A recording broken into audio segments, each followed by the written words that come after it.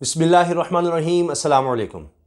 इमरान खान साहब के ख़िताब की किसी को भी, बड़े से बड़े दानिश्वर को, बड़े से बड़े जो माशी माहिरीन हैं उनको, बड़े से बड़े सियासतदानों को, अपोजिशन को और बैनुल-अक़वामी उमूर के माहिरीन को भी समझ नहीं आ रही कि इमरान खान साहब ने कर क्या दिया है और किस तरह से उन्होंने एक बहुत बड़ा पॉलिसी शिफ्ट ले लिया है। अगर आप उनके हालिया ख़िताब को देखें तो इस खिताब के हवाले से अगर बात की जाए तो ऐसा पहले उन्होंने कभी नहीं किया। बड़ा वाज़ेह दो टोक मौक़िफ़ इख्तियार किया है। जो इस वक्त दुनिया की सूरत हाल है उसमें ना कहते हुए भी कुछ बातें अगर उन्होंने नहीं कहीं, लेकिन ना कहते हुए भी सब चीज़ें उन्होंने बता दी हैं कि वो क्या करने वाले हैं। और हर सतह पर उन्होंने, जिस तरह होता है ना कि हर तरफ उन्होंने शॉट खेले हैं, हर तरफ। एक तरफ तो क्लोजिंग फील्डर्स उनके ऊपर लगा दिए गए थे प्रेशर में लाने के लिए कि जनाब इनकी विकेट अब हर सूरत लेनी है, अदम एतमाद की सूरत में या जिस तरह इमरान खान को निकालना है। उन्होंने जनाब छक्के ही मारने शुरू कर दिए हैं, और वो भी 6 छक्के 6 गेंदों पर, और वो भी बाउंड्री से बाहर नहीं, स्टेडियम से बाहर ही। और अगर बॉलिंग की बात की जाए तो हैट्रिक पे हैट्रिक हो गई है। अब आप देखिए उन्होंने स्टार्ट कहाँ से किया है कि चीन और रूस का वो हवाला देते हैं, फिर रूस के दौरे के हवाले से जो बड़ी बातें की जी हासिल क्या हुआ वो भी उन्होंने बता दिया। और बता दिया अब चीन और रूस का मामला और उसका अमेरिका से मुवाजना अगर करें, यानी एक तरफ चीन और रूस है, दूसरी तरफ अमेरिका है, तो उन्होंने वाज़े तौर पर अब बता दिया है कि किस तरफ वो सोच रहे हैं, किस तरफ जाने का।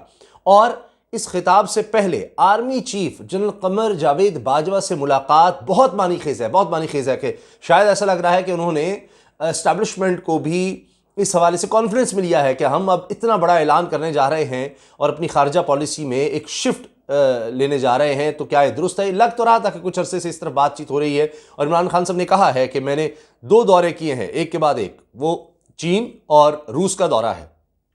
चीन और रूस इकट्ठे नज़र आते हैं, आप देख रहे हैं।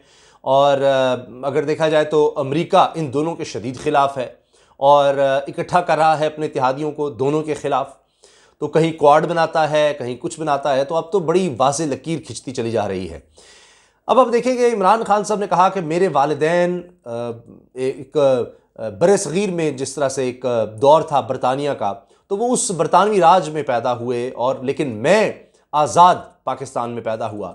और जब से मैंने होश संभाला या सियासत में आया तो मैं सोचता था हमारी खारजा पॉलिसी आज़ाद होनी चाहिए। यानी आज़ाद से मुराद ये है कि हम अमेरिका की डिक्टेशन ना ले रहे हों, और बदकिस्मती ये है कि हमेशा अमेरिका के कहने पर हम चलते रहे।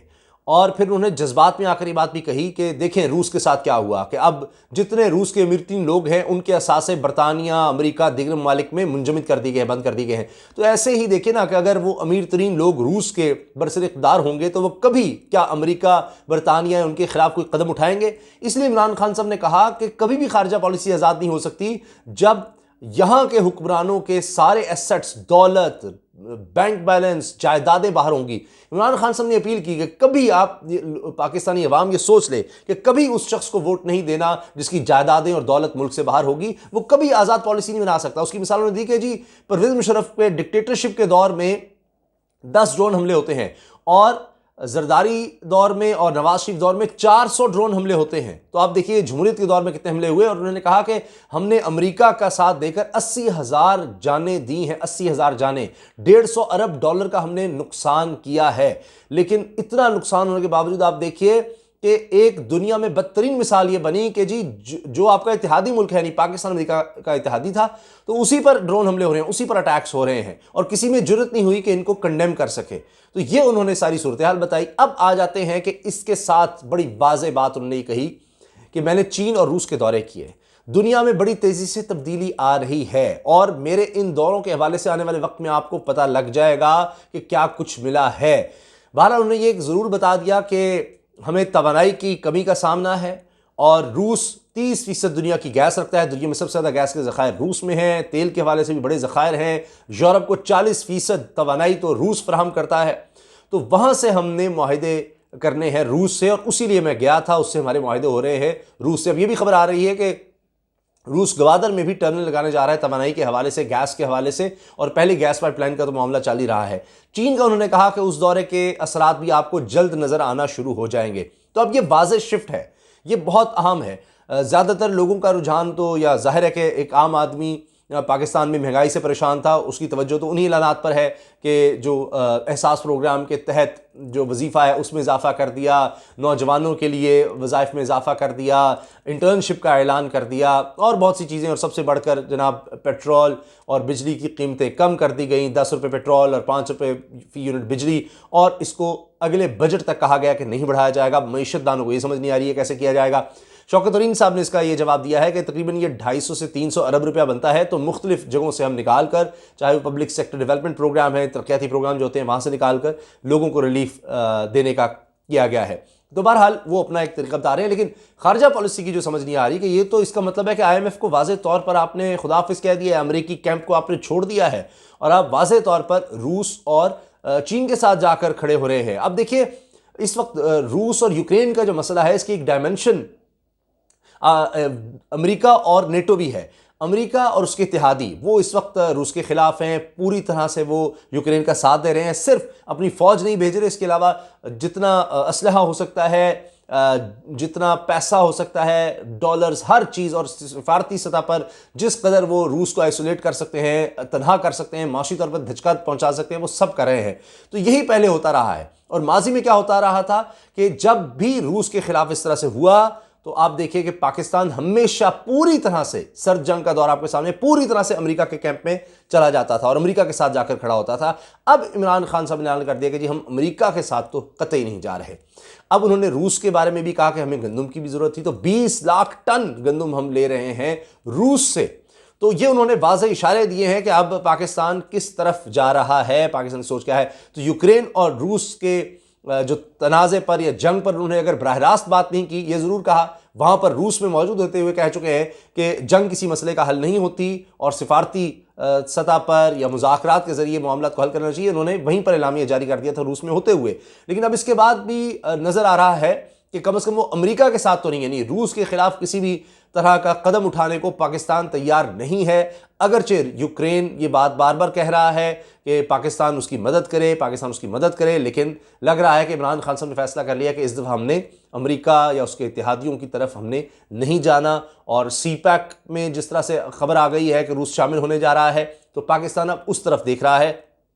पाकिस्तान अब माजी में जब भी सर्द जंग या रूस और अमेरिका आमने सामने आए तो हमेशा अमेरिका की तरफ गया, तो इस दफ़ा पाकिस्तान ने फैसला कर लिया कि ऐसा नहीं करना। तो आपकी इस बारे में क्या राय है? आप क्या समझते हैं कि इमरान खान साहब का फैसला दुरुस्त है? अब यूक्रेन और रूस के मामले पर उन्होंने वाज़ेह तौर पर जब बात नहीं की तो यही उन्होंने इशारा दिया है कि हम नहीं जा रहे अमेरिका के कैंप में, हम नहीं जा रहे नेटो के कैंप में। तो आप इस बारे में क्या राय रखते हैं, ज़रूर आगाह कीजिएगा कमेंट सेक्शन में। और इसके साथ साथ अगर आप देखें चंद अहम खबरें जो जिस तरह मैंने कहा कि सबको इस खिताब में उन्होंने हिला कर रख दिया है, तो उन्होंने परवेज़ खटक की भी खूब क्लास ली है कि भाई मैंने जो बातें कहनी थी, खुशखबरियाँ सुनानी थी, वो तुमने पहले क्यों बता दी, 10 रुपये पेट्रोल की कीमत में कमी वगैरह और ये सब बातें के बड़ा अहम ऐलान है। और साथ आप देखें कि एक और बड़ी अहम डेवलपमेंट ये हुई है कि मरीम नवाज़ साहिबा की एक और ऑडियो लीक हो गई है, और ये बड़े क्रुशियल वक्त पर। पीपल्स पार्टी का तो क्या ही कहें, वो तो बिलावल साहब कह रहे हैं कि ये हमारे मार्च की वजह से ये सारी कीमतें कम हुई हैं। बहुत खूब, तो फिर आप पहले ये मार्च निकाल लेते तो उसी वक्त कीमतें कम हो जाती। तो ये आगे आगे चलेगा तो क्या और कीमतें कम होती जाएंगी। बहरहाल ये मार्च थोड़ा कराची में अमन अमान के हवाले से भी होना चाहिए कि वहाँ पर भी जिस तरह बिलावल साहब निकले हैं और पेट्रोल की कीमतें कम हो गई हैं, तो अगर ये रुख उनका कराची की तरफ हो और वहाँ पर कत्ल गारतगरी और डकैतियाँ वारदातें कम हो जाए तो क्या ही बात है। अच्छा, मरीम साहबा की जो ऑडियो लीक हुई है उसमें अब बिलावल साहब मुझे पता नहीं क्या जवाब देंगे इस पर, और जरदारी साहब, क्योंकि उसमें मरीम ने कहा है कि जरदारी साहब जब कहते हैं कि जी नवाज़ शरीफ चोर है, गली गली में शोर है नवाज़ शरीफ चोर है, गली गली में शोर है नवाज़ शरीफ चोर है, तो ये वो बयानात देते हैं जब जरदारी साहब, तो इसके जवाब में उनकी ऑडियो लीक हुई है मरीम साहब को, कहते हैं कि ये गाली है, आगे ज़लील आदमी कहा है उन्होंने, और इसको शर्म नहीं आती बात करते हुए कि जी वज़ीर आज़म चोर है, नवाज़ शरीफ चोर है, तो इसको हम क्या अब इसके बदले में हार डालें क्या। तो ये मरीम साहबा की ऑडियो लीक हो गई है। एक ये मामला उस तरफ चल पड़ा है कि उनके अपने ही अंदर अदम एतमाद, यानी एक तरफ इमरान खान साहब ने उनसे सारा बयानिया, महंगाई और ये और वो सब छीन लिया है, और आलमी सतह पर, सिफारती सतह पर उन्होंने बिल्कुल शिफ्ट कर दिया है, अमेरिका को ललकार दिया है। अब जिस तरह से कहा जा रहा था कि जी इस वक्त माहौल जो मुल्क में बन रहा है, लगता है कि अमेरिका की उसमें आशीर्वाद शामिल है, तो उन्होंने उधर भी अपने मुखालफिन को, यानी आलमी सतह पर भी ललकार दिया है, उनसे भी बयानिया छीन लिया है, मुल्की सतह पर अपने मुखालफिन से उन्होंने बयानिया छीन लिया है महंगाई और इस चीज़ का कि देखिए मैं तो मैदान में हूँ। और अब उनके अंदर भी फूट पड़ गई है, यानी अपोजिशन के अंदर के मरीम साहबा तो ये गालियाँ देती हैं या उनका जवाब ये देती हैं। तो इस लिहाज से अगर आप देखें तो ये बड़ी सिग्निफिकेंट डेवलपमेंट्स हैं मुल्की सतह पर जो हुई हैं और आलमी सतह पर जो हुई हैं, उस सब पर इमरान खान साहब ने अब जो अपने पत्ते थे, जो वो शो नहीं करा रहे थे, वो सब के सामने उन्होंने खोल कर रख दिए हैं। तो अब देखते हैं कि इनके असरात क्या होते हैं। जिस तरह वो कह रहे हैं कि आने वाले दिनों में सब चीज़ें वाज़ेह होंगी, किसी को इस चीज़ का यकीन नहीं आ रहा और ना ही कोई मानने को तैयार है कि ये सब कुछ जो हुआ है IMF को इस तरह से यानी उसकी छुट्टी करा देना वाज़े तौर पर कि ये तो IMF की जितनी शराइ थी उसके ख़िलाफ़ चले गए हैं वो, और अमेरिका के भी ख़िलाफ़ चले गए हैं। क्या इसके वो मुतहम्मिल हो सकेंगे? क्या अब यानी ज़ाहिर है कि माशी तौर पर जकड़ने की कोशिश होगी और ये अमेरिका और नेटो का साथ ना देना, जिस तरह अमेरिका पहले कह चुका है, हमने वाज़े कर दिया अमेरिका ने कहा था कि इमरान खान साहब जब रूस के दौरे पर गए हैं तो हमने बता दिया था हमारा क्या इस पर मौक़िफ़ है। तो उस पर तरफ इमरान खान जब नहीं गए तो अब अमेरिका हमेशा ही करता है कि जो उसके मुखालिफ होते हैं, अमेरिका और उसके इत्तेहादी, वो उनको गिराने की कोशिश करते हैं। तो अब देखते हैं कि इमरान खान साहब के साथ क्या सलूक होता है और वो किस तरह से इससे बच पाते हैं। अवामी हिमायत से इस्टेब्लिशमेंट के साथ मिलकर और ये जो ऐलानात उन्होंने किए हैं, इन सब के क्या असरात होते हैं, ये चीज़ों को वाज़ेह करेगा आने वाले दिनों में। तो इसी हवाले से जो भी लेटेस्ट अपडेट्स होंगी इंशाअल्लाह आपके साथ हम शेयर करते रहेंगे। अपना फ़ीडबैक ज़रूर देते रहिएगा। अल्लाह हाफ़िज़।